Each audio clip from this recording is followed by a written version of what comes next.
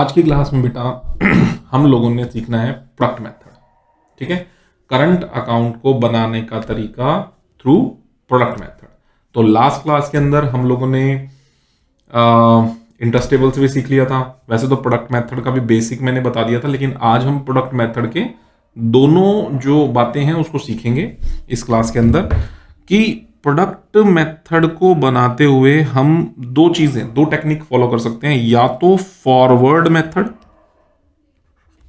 और या फिर बैकवर्ड मेथड। ठीक है, या तो फॉरवर्ड और या फिर बैकवर्ड, जिसका दूसरा नाम है बच्चों इपॉक। इपॉक बड़ा प्यारा सा नाम है, खतरनाक भी है। Epoch method. ठीक है, तो अब हम इन दोनों फॉरवर्ड और बैकवर्ड मेथड से हम सीखेंगे। तो सबसे पहले तो ये सीखे यार इसका मतलब क्या है, फॉरवर्ड मेथड का मतलब क्या है। फॉरवर्ड तो बेटा सिंपल प्रोडक्ट मेथड है जो हमने लास्ट क्लास में भी सीखा था। फॉरवर्ड का मतलब समझा देता हूं एक बार। मान लो बच्चों कि डेट ऑफ ट्रांजैक्शन ये है श्रीमान गोलू। चलो गोलू गोलू तो नहीं बनाता, बस दिखा देता हूं ऐसे। ये है मान लो गोलू और ये है श्रीमान भोलू। ठीक है ना। अब बच्चों गोलू ने भोलू को माल बेचा, बात को समझे ध्यान से, सेल करी। और ट्रांजैक्शन, डेट ऑफ ट्रांजैक्शन ये है 1 अप्रैल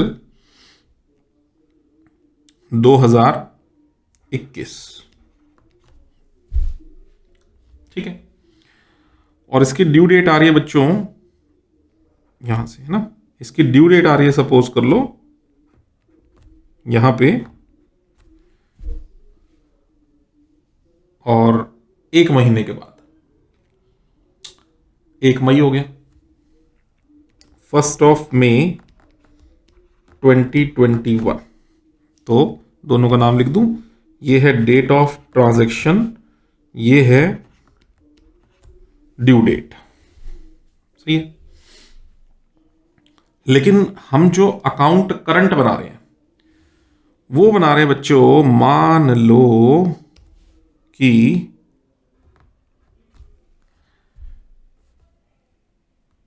5 जुलाई 2021। ठीक है, date of account current, date of account current. ठीक बात है। तो बच्चे सेटलमेंट होनी कौन सी तारीख को चाहिए थी, ड्यू डेट पे, यानी 1 मई 2021, लेकिन हो रही है 5 जुलाई 2021। तो फॉरवर्ड का मतलब ये होता है कि इंटरेस्ट देना पड़ेगा। ठीक है ना, देना लेना जो भी है ना। अब मान लो गोलू ने पैसे लेने हैं, तो Bholu becomes the debtor of Golu, तो इंटरेस्ट रिसीव होगा गोलू को। तो कौन सी तारीख से कौन सी तारीख, ड्यू डेट से डेट ऑफ अकाउंट करंट, यानी हम फॉरवर्ड चलेंगे, है ना। यानी यहां इस डेट से लेके इस डेट, ये 3 रेड डॉट्स मैंने बना दी, है ना। अब हमें इंटरेस्ट मिलना है यहां से लेके यहां तक की डेट का। ठीक है, 1 मई से लेके 5 जुलाई। तो हम सारी जो गैप्स हैं, सारे जो डेज हैं, वो ड्यू डेट से डेट ऑफ अकाउंट करंट तक के बीच का गैप निकालते हैं। लास्ट क्लास में सीखा था ये, बस इसी को फॉरवर्ड मेथड कहते हैं, कोई नई बात तो है ही नहीं। ठीक है ना।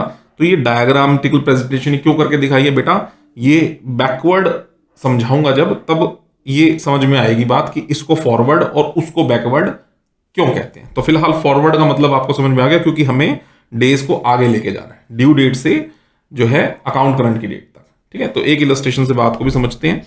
आइए आईसीआई का एक इलस्ट्रेशन ले लेते हैं बच्चों, इन्हीं की बुक का। ये आपके सामने है बच्चे, एक इलस्ट्रेशन, ये रहा फॉरवर्ड मेथड, प्रोडक्ट मेथड में फॉरवर्ड और ये बैकवर्ड। तो पहले फॉरवर्ड समझाया होगा, हाँ जी, पहले फॉरवर्ड है, उसी क्वेश्चन को फिर बैकवर्ड से, ताकि मजा आ जाएगा, बात भी समझ में आ जाएगी अच्छे से। From the following particulars make up an account current to be rendered by mister X, यानी किसने बनाना है अकाउंट करंट, एक्स ने, to mister Y, to mister Y, mister Y को देना है, यानी mister Y will be in account current of mister X. तो बुक्स हम किसकी लिख रहे हैं सर, एक्स की, और वाई उसमें मौजूद है अकाउंट करंट में। तो सबसे पहले तो हमें यही बात समझनी है, इस लैंग्वेज को समझना है। तो लिखें वाई है अकाउंट करंट में, लिखो बच्चों लिखो, यहां पे लिखना होगा हमें, ये लो, Y in account current with X, Y in account current with X, ठीक है। और ब्रैकेट में लिख दो बच्चों for interest, interest to.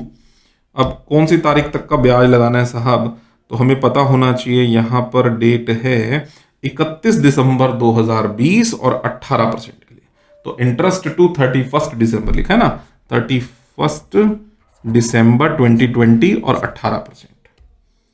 Interest to 31 December 2020 at the rate of 18% per annum. लो साहब, ये हो गया Y in account current with X, means you are making the books of X and Y जो है उसको हमने उसके अंदर सेटल करना है। लाइए ट्रांजैक्शंस को देखें, वाई के साथ जो हमारी ट्रांजैक्शंस हुई पहले उसको देख लेते हैं। तो देखिए बच्चों, एक तो बैलेंस है, सबसे बड़ी बात बच्चों, ये बैलेंस हमारे को कुछ सिखाएगा, जो बात हमने लास्ट क्लास में सीखी भी थी, दोबारा बता रहा हूं। बैलेंस जब दिया होता है तो बैलेंस वाली डेट को, बैलेंस वाली डे को भी गैप्स मेंटेन करने के लिए, नंबर ऑफ डेज काउंट करने के लिए गिनते हैं। ड्यू डेट को नहीं गिनते, बैलेंस वाली डेट को गिनते हैं। 1 जुलाई 2020 600 रुपए का बैलेंस था, तो amount owing by mister Y, तो ये वाई बन गया जो है डेटर, तो 600 रुपए टू बैलेंस बीडी। लो बच्चों, टू बैलेंस बीडी, ठीक है, 600 रुपए। तो date of transaction, I mean ये तो बैलेंस, ये डेट ऑफ ट्रांजैक्शन, तो क्या 1/7/2020, ये तो बैलेंस की डेट है, तो लिखो 1/7/2020। बहुत सिंपल है, बहुत सिंपल है ना। तो इसमें ड्यू डेट को तो ब्लैंक ही छोड़ देना, क्योंकि अगर ड्यू डेट में तुमने यही लिख दिया 1/7/2020, तो फिर कहीं गलती ये ना हो जाए हमसे कि हम तो ड्यू डेट को छोड़ ही दें, क्योंकि ड्यू डेट नहीं है, ये बैलेंस की डेट है, तो ड्यू डेट ब्लैंक रहेगा, 600 रुपए। आगे बढ़ो, गुड्स सोल्ड टू वाई, 300 रुपए का माल हमने बेच दिया है, ठीक है ना, गुड्स सोल्ड टू वाई। तो एंट्री क्या बनेगी बच्चों, वाई को माल बेचा तो वाई टू सेल। अब वाई टू सेल 300 रुपए बना दो, वाई टू सेल अमाउंट में 300। ट्रांजैक्शन की डेट बेटा जी चेक कर लीजिए, 30/7, और हमें 1 महीने का जो क्रेडिट है वहां पे अलाउड है, 1 महीने का क्रेडिट, तो 30/7 तो 30/8 हो गया सीधा, 30 अगस्त है ना, 30/7 एंड 30/8, तो 30/7 एंड यहां पर ड्यू डेट आ गई 30 जुलाई अगस्त। लो 30 अगस्त, इसको जुलाई लिख लो, कोई नहीं, ये लो जुलाई, 30 जुलाई 30 अगस्त 300, डन। आगे बढ़िए, उसके बाद कहता है बेटा goods purchased from Y, goods purchased from Y, entry बनेगी परचेज टू वाई, वाई में लिखेंगे बाय परचेज, लिखो बच्चों लिखो by purchase. Date of transaction है 1/8 और 1 महीना तो 1/9, 8 हो गया जुलाई, अगस्त तो 1 सितंबर है ना, 1 अगस्त, तो इधर ड्यू डेट आ गई बेटा जी 1 सितंबर, और अमाउंट इसका है 200 रुपये। लो जी 200 रुपये अमाउंट है। आगे बढ़ जाओ बच्चों, आगे बढ़ जाओ, आगे बढ़ें तो क्या लिखता है आगे, cash received from Y, cash received from Y, तो कैश टू वाई, वाई में बाय कैश 100 रुपये, बाय कैश 100 रुपये। अब इसमें तो सर पैसा आ रहा है, कौन सा तारीख को आ रहा है, 1/9, तो इसकी ड्यू डेट भी 1/9 ही हो जाएगी, यानी 1 सितंबर। तो 1 सितंबर ही डेट ऑफ ट्रांजैक्शन एंड 1 सितंबर ही ड्यू डेट है पैसा आने की। ठीक बात है। उसके बाद last transaction, mister Y accepted mister X draft. तो ड्राफ्ट मतलब ड्राफ्ट की सेंस बच्चों बी आर, अगर मैंने एक्स ने बनाया तो बी आर, एक्स ने एक्सेप्ट किया तो बीपी, सिंपल है। तो एक्स ड्राफ्ट को वाई ने एक्सेप्टेंस दिया तो वाई के लिए इट विल बी बीपी जिसने एक्सेप्टेंस दिया, तो एक्स के लिए it will be B R. तो एक्स के लिए अगर बी आर है तो एक्स की बुक्स में क्या एंट्री बनेगी, बी आर आया बेटा किससे आया, टू वाई। समझना बेटी बात को ध्यान से, B R account debit to Y X की बुक्स में। तो वाई क्या है, क्रेडिट, तो बाय बी आर। तो बाय बी आर 1/9 1/9 ही है ना, 1/9 है ना, तो सितंबर होगी ना, 1 सितंबर बाय बी आर। अब बच्चों समझना यहां पे ड्यू डेट कह रहा है 3 महीने, तो 1 सितंबर, 1 सितंबर से 1 अक्टूबर, 1 नवंबर, 1 दिसंबर, और बी आर के केस में 3 दिन ग्रेस के। तो 1 दिसंबर तो वैसे वैसे बन जाता है, 3 दिन जोड़ दो, 1 गया, 2 गया, 3 गया, तो 4 दिसंबर। तो इसका मतलब बच्चे ड्यू डेट आ गई यहां पर 4 दिसंबर, और इसका अमाउंट देख लीजिए 400 रुपए। तो यहां पर अब बच्चों मेरी डेबिट साइड में ड्यू डेट्स अमाउंट्स आ गए हैं, क्रेडिट साइड में ड्यू डेट्स अमाउंट आ गए, ठीक है ना। अब फॉरवर्ड चल रहे हैं तो ड्यू डेट से सिंपल है, ड्यू डेट से डेट ऑफ अकाउंट करंट तक के डेज गिनने हैं यानी कि क्या समझाया हुआ तुम्हें, हर ड्यू डेट से आगे काउंट कर लो। तो पहला जब काउंट करोगे तो कुछ स्पेशल होगा यहां पे। पहला क्या है, 1/7 से जब आप 31 दिसंबर तक गिन रहे हो तो आपको 1/7 को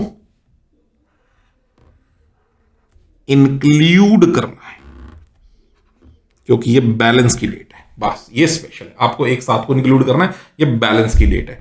गिनो बच्चों, तो आप जुलाई के दिन गिन लो यहां पे लिख दूं, एक दो डेज कैलकुलेट करके दिखाता हूं मैं तुम्हें। लो ये लो, तो जुलाई, अगस्त, सितंबर, अक्टूबर, नवंबर, दिसंबर।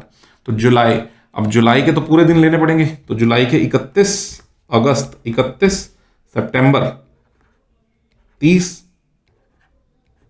अक्टूबर, नवंबर, और दिसंबर की कौन सी तारीख को बना रहे भैया, 31, तो दिसंबर के भी 31। जरा देख लो, 1 2 3 4 5 6, 180 दिन तो यही हो गए, और 1 2 3 4, x + 4, 184 डेज बनेंगे बच्चों यहां पर, 184 डेज बन जाएंगे।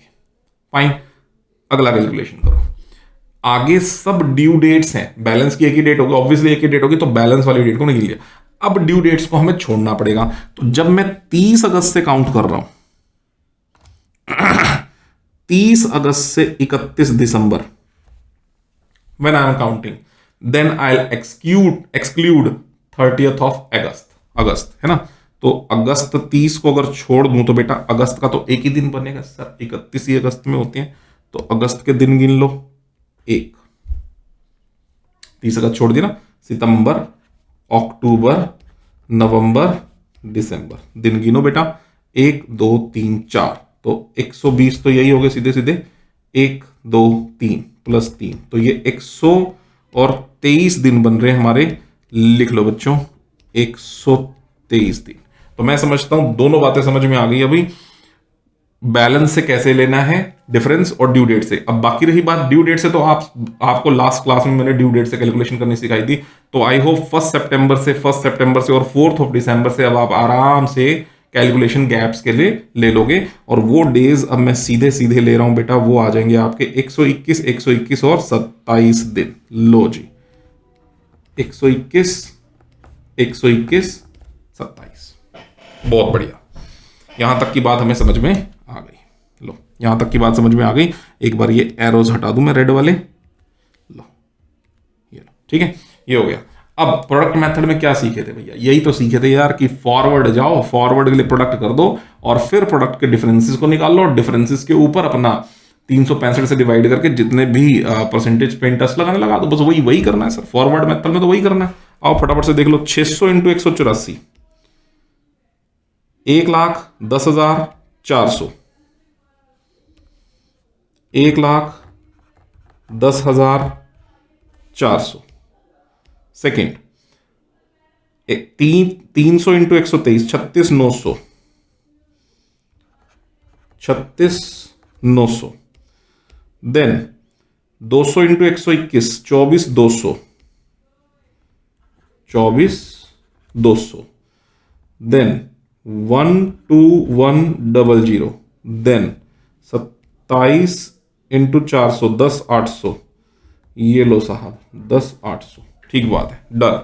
अब मेरा प्रोडक्ट मुझे डेबिट का ही बड़ा दिख रहा है, क्रेडिट में प्रोडक्ट्स का टोटल मुझे छोटा दिख रहा है। इसका मतलब डेबिट्स का प्रोडक्ट अगर बड़ा है तो हमें इंटरेस्ट ऑब्वियसली लेना है, क्योंकि डेबिट के अमाउंट्स वही हैं जो हमें लेने हैं, तो डेबिट के प्रोडक्ट्स भी वही हैं जिसके ऊपर इंटरेस्ट हमें लेना है। तो पहले इंटरेस्ट निकालने के लिए प्रोडक्ट का बैलेंस निकाल लो और प्रोडक्ट के बैलेंस पे जो हमें इंटरेस्ट मिलना है फिर उसको भी अमाउंट के कॉलम में लिखें, यानी अभी अमाउंट के कॉलम को इग्नोर करें, पहले बैलेंस करें प्रोडक्ट पे जिस पे इंटरेस्ट निकलना है। तो अमाउंट पे तो निकलना नहीं है, प्रोडक्ट्स पे निकलना है। तो प्रोडक्ट्स का टोटल कर लीजिए बच्चों। ये लो भैया, ये लो, 1,10,400 प्लस 36,900, ये आ जाएगा बेटे 1,47,300, 1,47,300। तो यहां से 1,47,300 में से माइनस कर लीजिए पहले टोटल कर लो यार, 24,200 प्लस 12100 प्लस 10,800, इट्स 47,100। यानी इन तीनों का बैलेंस बनता है 47,100 बनता है टोटल। तो 47,100 में से माइनस कर दो, 1,47,300 में से 1,00,200, तो बैलेंस ऑफ प्रोडक्ट आ गया। लिखो बच्चों, बाय बैलेंस ऑफ प्रोडक्ट्स, ये 1,00,200। अब ये वो प्रोडक्ट का बैलेंस आ गया भैया जिसके ऊपर इंटरेस्ट लगना है ना।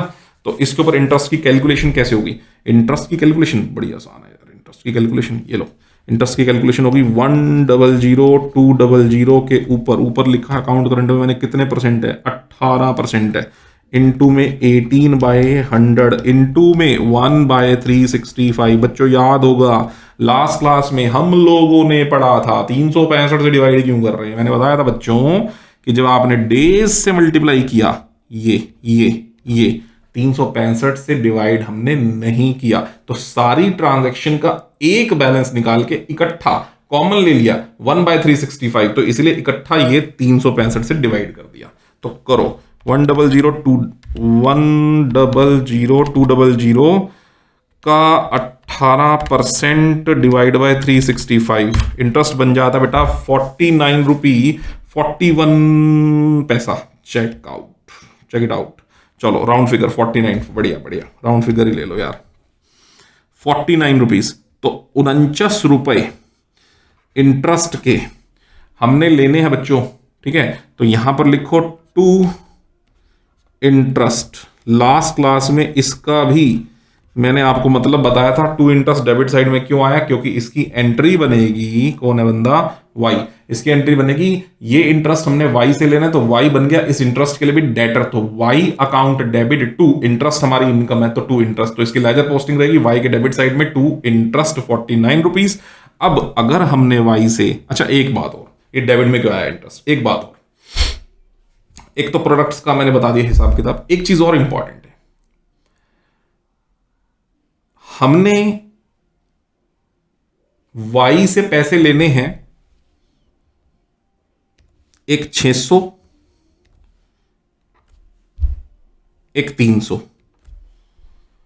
हमने वाई से पैसे लेने 900 रुपए, हमने वाई को पैसे देने, रुपए देने हैं 200, 100, 400, तो लेने हैं 900 और देने हैं 700, तो नेट हमने लेने हैं, कितने लेने हैं 200 रुपए। तो अगर हमने पैसा लेना है तो इंटरेस्ट भी हम ही ने ही लेना होगा। अब आप कहोगे सर ऐसा जरूरी तो नहीं है, कई बार ऐसा भी तो हो सकता है सर अगर हमने पैसा लेना है, जरूरी तो नहीं है कि हमने ही इंटरेस्ट लेना हो सकता है हमने जो पैसा लेना है उसकी ड्यूरेशन कम हो और हमने जो देना है उसके ऊपर जो इंटरेस्ट हमने देना उसकी ड्यूरेशन ज्यादा हो।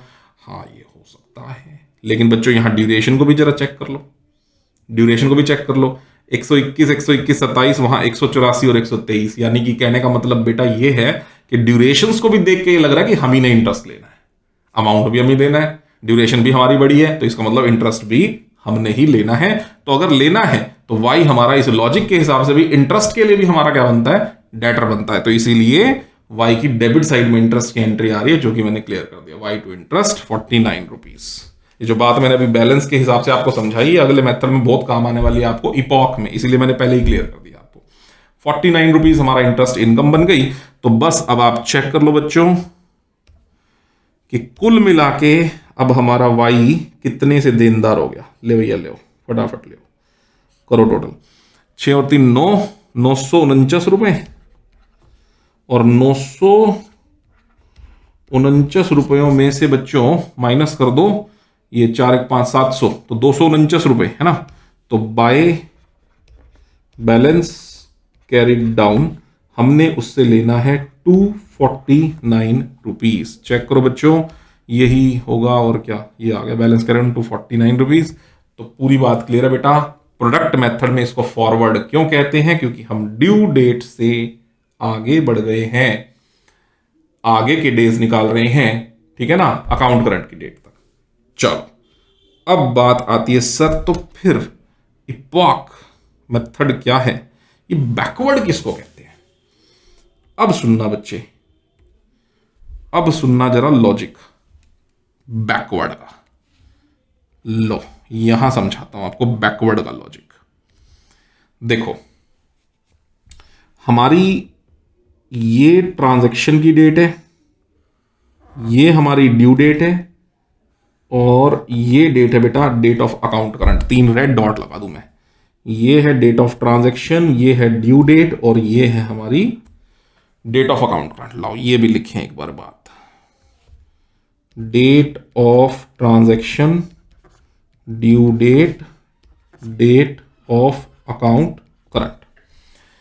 पिछले मेथड में आप डायग्रामेटिकल प्रेजेंटेशन देखो, मैंने एरो लगाया हुआ है ये वाला कि हम फॉरवर्ड गए हैं, बिल्कुल सही है, हम फॉरवर्ड ही तो गए हैं।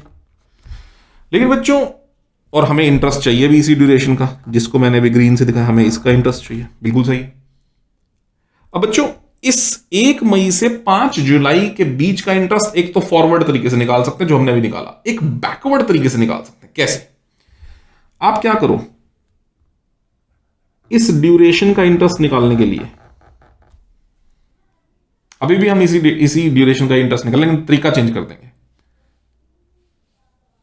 एक बार इंटरेस्ट निकाल लो यहां से यहां तक का, यानी डेट ऑफ ट्रांजैक्शन से डेट ऑफ अकाउंट करंट तक का, और उसमें से ये वाला इंटरेस्ट माइनस कर दो। ये कौन सा इंटरेस्ट है सर? डेट ऑफ ट्रांजैक्शन से ड्यू डेट तक का। तो बेटा बाकी क्या बचेगा सर? बाकी यही तो बचेगा सर, बाकी यही तो बचेगा। और इसमें हम कहां जा रहे हैं? इसमें हम पीछे की तरफ जा रहे हैं। देखो ना, आप बात समझो, इसमें हम पीछे की तरफ आ जा रहे हैं। पहले हमने ये निकाल लिया गैप, है ना, ये गैप निकाल लिया, और फिर हमने ड्यू डेट से बैक का इंटरेस्ट निकाल लिया। ये देखो ये आ गए, ये ऐसे गए ना हम। एक मिनट इसे को हटाओ, ये ठीक है। ये तो ये हम ड्यू डेट के आगे नहीं जा रहे, ये हम ड्यू डेट से पीछे जा रहे हैं। तो इसीलिए बच्चों, प्यारे बच्चों, क्योंकि हम ड्यू डेट से पीछे की तरफ आ रहे हैं, इसलिए इसको क्या कहा जाता है? बैकवर्ड मेथड, क्योंकि हम बैक आ रहे हैं, या फिर इपॉक मेथड इसको कहा जाता है। बात समझ में आ गई होगी बहुत अच्छे से कि हम बैक जा रहे हैं, बैकवर्ड मेथड। इसका मतलब हमें ड्यू डेट से आगे की तरफ का गैप नहीं लेना, अब ड्यू डेट से पीछे का गैप लेना है। यानी कि जो फर्स्ट डेट है वहां से हर गैप कहां तक का लेना है, ड्यू डेट तक का गैप लेना है। बहुत सिंपल। आओ जरा सीखते हैं, प्रैक्टिकली सीखते हैं, समझ में आएगी बात कैसे। देखो अब इसी में बच्चों मैं क्या कर रहा हूं, इसी चीज में मॉडिफिकेशन करूंगा प्रोडक्ट्स में। तो एक बार के लिए अगर इस मेथड का किसी ने स्क्रीनशॉट लेना है बेटा तो वो ले लो, और फिर हम इस बात को आगे कंटिन्यू करते हैं। चलिए ठीक है, तो अब पिछले ही क्वेश्चन को अब हम इपॉक मेथड से करने वाले हैं, राइट। तो क्या करना है, जो बैलेंस वाली डेट फर्स्ट डेट है इसके डेज को हमें एक्सक्लूड करना है, कुछ बातों का हमें ध्यान रखना है, इसके डेज को हमें एक्सक्लूड करना है। बाकी जितनी भी आगे की ड्यू डेट्स हैं तो हमें इनिशियल डेट, यानी कि जो हमारी बैलेंस वाली डेट थी, इनिशियल डेट फर्स्ट डेट,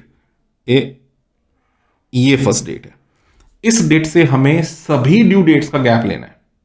समझ रहे हो, पहले क्या करते थे, ड्यू डेट से अकाउंट करंट तक की डेट का गैप लेते थे, अभी फर्स्ट डेट से, फर्स्ट डेट को एक तरह से बेस बना दिया, फर्स्ट डेट से हर ड्यू डेट का गैप लेना। मेरे रेड स्केच पे ध्यान देना, इस 1/7 से 30 अगस्त, इसी 1/7 से 1 अगस्त, डार्क ही कर लो क्या दिक्कत है, 1 अगस्त 30 अगस्त, इसी 1/7 से 1 सितंबर, इसी 1/7 से 1 ऐसे। समझ रहे हो, बात समझ में आ रही है। क्योंकि मैंने क्या बताया था ऊपर वाले डायग्रामेटिकल प्रेजेंटेशन में कि हमें डेट ऑफ ट्रांजैक्शन से ड्यू डेट तक के बीच का इंटरेस्ट अलग कैलकुलेशन करना है, और डेट ऑफ ट्रांजैक्शन से डेट ऑफ अकाउंट करंट तक के बीच का अलग से करना है। फिर इसमें से इसको डिडक्ट कर लेना है, तो ये हमारा रिक्वायर्ड इंटरेस्ट की कैलकुलेशन हो जाएगी। तो फर्स्ट ऑफ ऑल इसी चीज पे आ रहे हैं, डेट ऑफ ट्रांजैक्शन से ड्यू डेट। तो बच्चों ले लो, अब मैं इसको रेड पोर्शन को हटा दूं, ठीक है। चलो, डेट ऑफ ट्रांजैक्शन से ड्यू डेट, तो 1/7 से 30 अगस्त, 1/7 से 30 अगस्त। अब यहां पर इस गैप को लेते हुए बच्चों मैंने एक चीज समझाई थी, वो बैलेंस वाली डेट है, ध्यान रहे वो बैलेंस वाली डेट है, और बैलेंस वाली डेट से जब हम गैप मेंटेन करके चलते हैं तो बैलेंस वाली डेट को भी इंक्लूड करते हैं। ये वाली बात मैंने आपको पिछले वाले मेथड में भी क्लियर करी है। तो जरा जुलाई कर लो, 1/7 मतलब जुलाई, तो गिनो, जुलाई लिख लो, अगस्त लिख लो, सितंबर, अक्टूबर, नवंबर, दिसंबर। चलो, तो 1 जुलाई से अगर मैं दिन गिनता हूं 30 अगस्त तक, तो जुलाई के 31 और अगस्त के 30, ये दिन हो गए बच्चों 61। ये हो गया। अगला लो सितंबर तक, तो जुलाई के 31, अगस्त के 30 और सितंबर का 1, ये हो गए 62। सारे गैप 1 जुलाई से।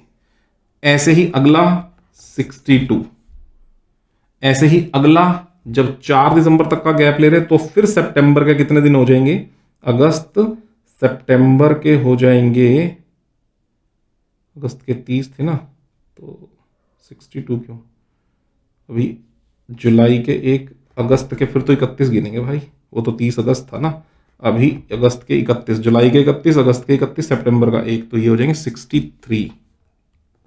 देख लेना बच्चों मिस्टेक ना हो जाए, 63, जुलाई के 31, अगस्त के 31, सितंबर का 1, 63।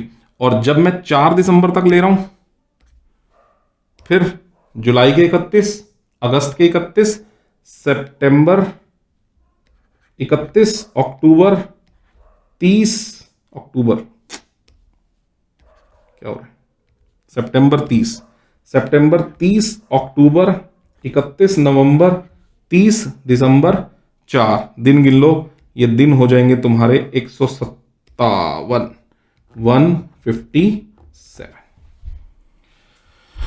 तो इपॉक मेथड में हमने क्या ध्यान दिया, एक बार अब तक की बातों को ध्यान देते हैं। पहली बात, सबसे इंपॉर्टेंट पहली बात, वो ये इंपॉर्टेंट बात है बच्चों कि इसके नंबर ऑफ डेज काउंट नहीं करने, इस ट्रांजैक्शन के नंबर ऑफ डेज काउंट नहीं करने, जिससे हमने स्टार्ट करना है, जिसका बैलेंस दिया हुआ है उससे हमने नंबर ऑफ डेज उसके काउंट नहीं करने, उसको तो छोड़ दो। फिर हमने उस ट्रांजैक्शन से सभी ड्यू डेट्स का गैप लिया, वो देख लिया हमने। 2, 3, थर्ड द वेरी इंपॉर्टेंट वो ये कि एक बार अमाउंट का बैलेंस निकाल लो रफली। फेयर में तो तब तक नहीं निकाल सकते जब तक इंटरेस्ट की कैलकुलेशन बीच में ऐड ऑन नहीं हो जाती, लेकिन एक रफली अमाउंट का बैलेंस निकाल लो, डिफरेंस ऑफ अमाउंट। तो डिफरेंस ऑफ अमाउंट क्या है, चेक करो। मेरे डेबिट्स के अंदर 600, रेट से ले लो, 600 और 300, मेरे डेबिट्स के अंदर 900, मेरे क्रेडिट्स के अंदर 2, 3, 4, 700, तो बैलेंस आ गया 200, 200 रुपए का बैलेंस आ गया। इस 200 रुपए के बैलेंस पर पहले तो लिख लो, बैलेंस हो गया 200, ठीक है, bye difference in products, bye difference in amounts, bye difference in amount multiplied by days. तो लिखो बच्चों, डिफरेंस इन अमाउंट 200, इसको मल्टीप्लाई करना है डेज से। सर कौन से डेज से? बेटा ये डेट ऑफ ट्रांजैक्शन से लेके, फर्स्ट डेट से लेके, बैलेंस ऑफ डेट से लेके आपको लेना है डेट ऑफ अकाउंट करंट, यानी कि 1 जुलाई से लेकर के, और अकाउंट करंट की डेट है 31 दिसंबर।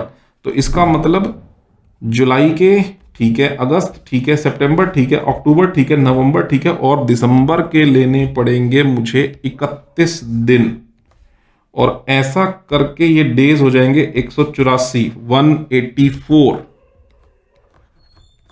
और इन दोनों का कर लो मल्टीप्लाई, ठीक है ना। और इसको लेना पड़ेगा हमें प्रोडक्ट की कैलकुलेशंस के लिए राइट साइड पे, ठीक है। अभी लॉजिक भी बताऊंगा इसका कि कैसे, एक बारी पहले कर लो। तो हमने क्या किया, एक सबसे पहला हमारा जो अमाउंट हो गया वो हो गया 18,300, ये कौन सा है, दिस मल्टीप्लाइड दिस 18,300, ये हो गया पहला प्रोडक्ट, डेबिट साइड का प्रोडक्ट। अगला product 200 multiplied by 63, 100 multiplied by 63, और 400 मल्टीप्लाइड बाय 157, लाओ एक एक करके लो, 63,200, 63,200, 12,600, next 6,300, 6,300, next 400 into 157, 62,800, 62,800, next 200 into 184, 36,800, 36,800। ध्यान रहे सिर्फ प्रोडक्ट्स में इस्तेमाल करना है, अमाउंट में मैंने कुछ नहीं लिखा। बच्चे कभी अमाउंट में 200 लिख दो यहाँ पे, इसमें मैंने भी कुछ नहीं लिखा, ये ब्लैंक है। अमाउंट को तब तक नहीं छेड़ना जब तक कि इंटरेस्ट की वैल्यूएशन नहीं हो जाती, जब तक कि इंटरेस्ट की वैल्यूएशन नहीं हो जाती तब तक अमाउंट के कॉलम को आपको डिस्टर्ब नहीं होने देना, समझ गए हो। तीसरी बात बहुत इंपॉर्टेंट है, ये 200 रुपए वाली, कि हमने अमाउंट का बैलेंस निकाला, दैट इज 200, और इसको मल्टीप्लाई कर दिया हमने ओपनिंग डेट से अकाउंट करंट की डेट तक के बीच के 184 डेज से, और प्रोडक्ट के कॉलम में लिख दिया अमाउंट, प्रोडक्ट के कॉलम में प्रोडक्ट लिख दिया, अमाउंट वर्ड यूज नहीं करता मैं, प्रोडक्ट के कॉलम में लिख दिया 36,800। डन। अब निकालो प्रोडक्ट का बैलेंस, तो निकालो बच्चों प्रोडक्ट का बैलेंस। अब आपको सर प्रोडक्ट का बैलेंस आएगा मेरा डेबिट साइड पे, कोई बात नहीं, निकालो एक बार। ये हो गया मेरे पास इन सबका टोटल 12,600 प्लस 6,300 प्लस 62,800 प्लस 36,800, 118,500, और इस 118,500 में से माइनस कर दो 18,300, बैलेंस वही आ गया सर, वही बैलेंस आ गया। कौन से वाला? To balance of products. कितना? 100 200। जो हमारा फॉरवर्ड मेथड में आया था वो भी यही था, 100 200, और जो अब आया वो भी यही है, 100 200, और इसी के ऊपर इंटरेस्ट निकलेगा जैसे पहले निकाला था। और इंटरेस्ट कहां आएगा? यहां पर, टू इंटरेस्ट। मैं समझ रहा हूं आपके मन में एक क्वेश्चन उठ रहा होगा, अभी मैं समझ गया हूं, उसका जवाब अभी दूंगा। 100 200 के ऊपर 18/100 इंटू 1/365, और ये इंटरेस्ट का कैलकुलेशन वही आएगा 49 रुपीज जो पहले आया था। अब लिख लो इसको अमाउंट के कॉलम में, लिखते जाओ लिखते जाओ, और उसके बाद फिर वही बैलेंस कर लो। अब अमाउंट का बैलेंस कर लो इंटरेस्ट के बाद। अब हमें पेबल या जो है रिसीवेबल अमाउंट निकालना है, तो अब हमें रिसीवेबल अमाउंट निकालना है। तो रिसीव कितना करना है हमने? 6 और 3 9, 949, और 949 में से माइनस कर दो 700, तो दैट इज 249। तो इसको लिख लो by balance carried down 249 rupees, जो हमने फाइनली उससे लेना है। चलिए, अब आप कहेंगे सर ये तो धक्का है, धक्के से बंदी है सब कुछ, सर कुछ भी कह रहे हैं, कुछ भी बोल रहे हो अपना, कि सर के पिछले बार प्रोडक्ट राइट साइड पे आया था, क्रेडिट साइड पे, तब भी आपने इंटरेस्ट को डेबिट साइड में लिख लिया। तब का लॉजिक क्लियर था कि हमारे डेबिट साइड के प्रोडक्ट्स ज्यादा हैं तो हमने अमाउंट लेना होगा, बिल्कुल सही है ना। और हमारे क्रेडिट साइड के प्रोडक्ट्स कम हैं तो इसीलिए हमारा फाइनली इंटरेस्ट लेना बनता है, तो 49 रुपये हमने लिख लिया। लेकिन अब तो सर उल्टा हो रहा है मामला। देखो, राइट साइड के प्रोडक्ट्स ज्यादा है और बैलेंस डेबिट साइड में आया है 100 200, तो इंटरेस्ट तो बाय साइड में आना चाहिए। यही मन में क्वेश्चन उठ रहा है। सुनो जवाब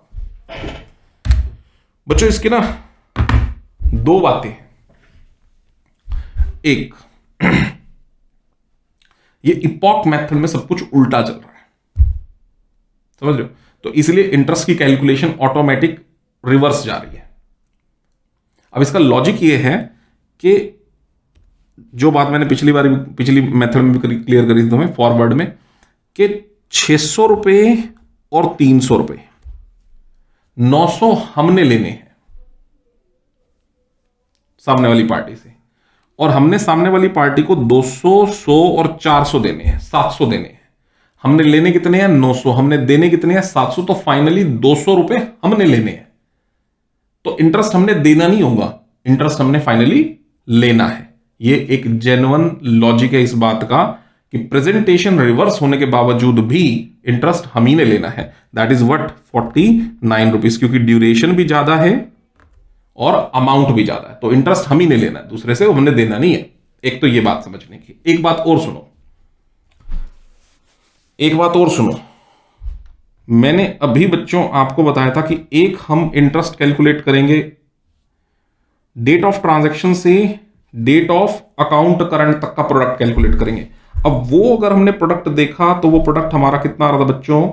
वो प्रोडक्ट आ रहा था हमारा डेट ऑफ ट्रांजैक्शन से डेट ऑफ अकाउंट करंट, ये 200 मल्टीप्लाइड बाय 184 कितना आ रहा था? 36,800।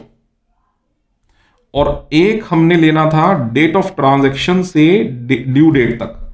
अब डेट ऑफ ट्रांजैक्शन से ड्यू डेट की अगर मैं बात करता हूं तो वो हमारा डेबिट साइड में आ रहा है प्रोडक्ट 18,300। ध्यान देना मेरी बात की तरफ, लो नीचे कैलकुलेट करके दिखा दूं यहां पर, यहां मेरी बात पे ध्यान दो, आपको आपकी इस बात का भी जवाब मैं दे देता हूं। देखो, डेट ऑफ ट्रांजैक्शन से due date, date of transaction से ड्यू डेट की मेरी डेबिट साइड है 18,300।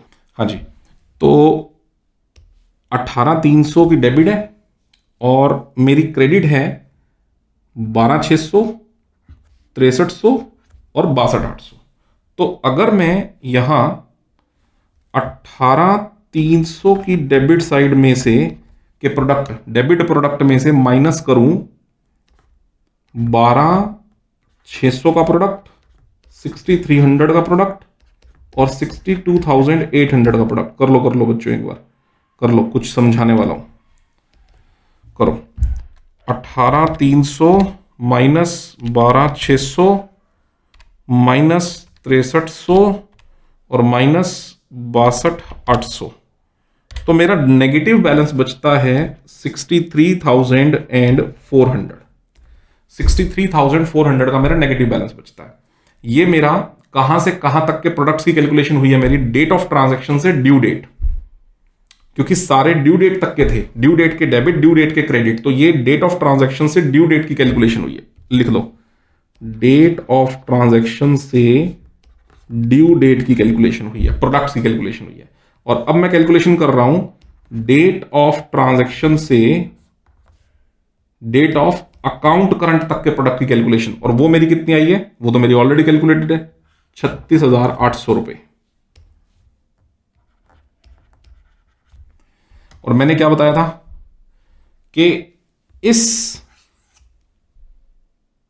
ड्यूरेशन में से मुझे इस ड्यूरेशन को क्या कर देना है, माइनस।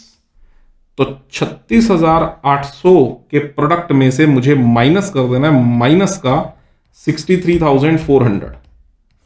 तो minus minus will got plus and this will be 100,200। तो किसी को लॉजिक समझना है तो बच्चे ये लॉजिक है इसका, 100,200। फाइनली मेरे पास 100,200 आ रहा है, और ये 100,200 नो डाउट मेरा आया डेबिट में है, लेकिन इंटरेस्ट इस पे हमने देना नहीं है। कभी सोचो कि डेबिट में आया तो मुझे यहां लिख देना चाहिए बाय इंटरेस्ट। अगर फॉरवर्ड मेथड होता जरूर मैं लिखता, लेकिन ये फॉरवर्ड मेथड नहीं है। ये कौन सा मेथड है, ये बैकवर्ड मेथड है। तो मुझे यहां बाय में नहीं लिखना, इसको फाइनली कहां पे लिखना है, मुझे इस इंटरेस्ट को भी लिखना है 2 में। और रीजन मैंने क्लियर कर दिया है, ये रिवर्स है, रिवर्स की वजह से ऐसा हो रहा है। और वो रिवर्स का जो लॉजिक है वो भी करके तुम्हें मैंने दिखा दिया। रिवर्स के लॉजिक को जब क्लियर करते हैं तब भी यही आंसर आता है। देखो, this minus minus this is equal two plus, तो 100,200। तो फाइनली इंटरेस्ट लेना है 49 रुपीज, तो वही आउटस्टैंडिंग बैलेंस आ जाएगा 249। तो ये है बच्चों प्रोडक्ट मेथड का दूसरा मेथड, प्रोडक्ट का second partition, that is epoch method. ठीक है, और 3 बातें जो है मैंने बताई हैं, एक बार लास्ट रिपीट कर लें। पहली बात जो इसमें ध्यान रखनी है, फर्स्ट जो डेट ऑफ ट्रांजैक्शन 1 जुलाई है उसके नंबर ऑफ डेज को नहीं लेना। दूसरा, 1 जुलाई से सभी ड्यू डेट्स का गैप लेना है, बैक ड्यू डेट का गैप लेना है, और ऐसा करते हुए 1 जुलाई को नंबर ऑफ डेज की काउंटिंग में शामिल करना है। ये दूसरी सबसे इंपॉर्टेंट बात है। और तीसरी अनफॉरगेटेबल, वो ये सबसे इंपॉर्टेंट, अरे यार डार्क कर दिया, चलो कोई नहीं। तीसरी ये सबसे इंपॉर्टेंट बात है बच्चों, ये कि आपको क्या करना है, अमाउंट का डिफरेंस लेना है, वो आया था 200 रुपए, और उसको 1 जुलाई यानी कि इनिशियल डेट से डेट ऑफ अकाउंट करंट यानी 184 से मल्टीप्लाई करके अमाउंट के कॉलम में कुछ नहीं लिखना, जो कुछ लिखना है वो किसके कॉलम में लिखना है, मतलब अमाउंट को छोड़ देना है, जो कुछ लिखना है वो प्रोडक्ट के कॉलम में लिखना है। और फिर प्रोडक्ट का बैलेंस रिवर्स साइड में आएगा, पर इंटरेस्ट भी हमें मिलेगा ही। लॉजिक मैंने बता दिए हैं, और फिर वही बैलेंस निकल जाएगा। आई होप बच्चों सबको प्रोडक्ट मेथड के दोनों बातें समझ में आ गई होंगी, फॉरवर्ड भी बैकवर्ड भी। अगली क्लास में मिलते हैं रेडिंग इंटरेस्ट के साथ। ओके बच्चों।